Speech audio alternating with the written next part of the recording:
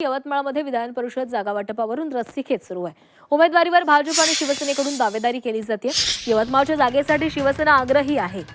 यवतमाळमध्ये शिवसेनेची मतदारसंख्या जास्त असून शिवसेनेचाच उमेदवार ही निवडणूक महायुतीमधून लढेल आणि एकतर्फी विजय होईल असा दावा शिवसेनेचे पश्चिम विदर्भ संपर्क प्रमुख पराग पिंगळे यांनी केलेला आहे। तर सध्या भाजपची मतदारसंख्या ही सर्वाधिक आहे, त्यामुळे कार्यकर्ते पदाधिकारी यांच्या उमेदवारीसाठी आग्रही असून पक्षश्रेष्ठींकडे तशी मागणी केली असल्याचे भाजपचे जिल्हाप्रमुख प्रफुल्ल चव्हाण यांनी सांगितले।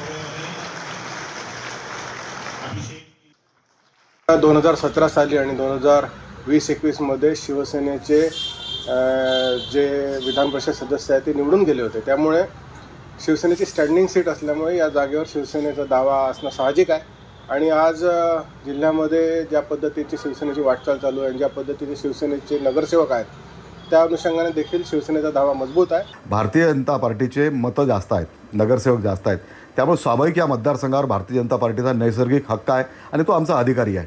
कार्यकर्त्याची तशी इच्छा पण आहे, त्यामुळे कार्यकर्त्यांच्या इच्छेचा, आकांक्षाचा सन्मान करून त्यांच्या मागण्या आम्ही पक्ष नेतृत्वाकडे देऊ आणि इथून भारतीय जनता पार्टीचा उमेदवार ही निवडणूक लढेल यासाठी आम्ही सर्वजण आग्रही राहू, तसा प्रयत्न करू।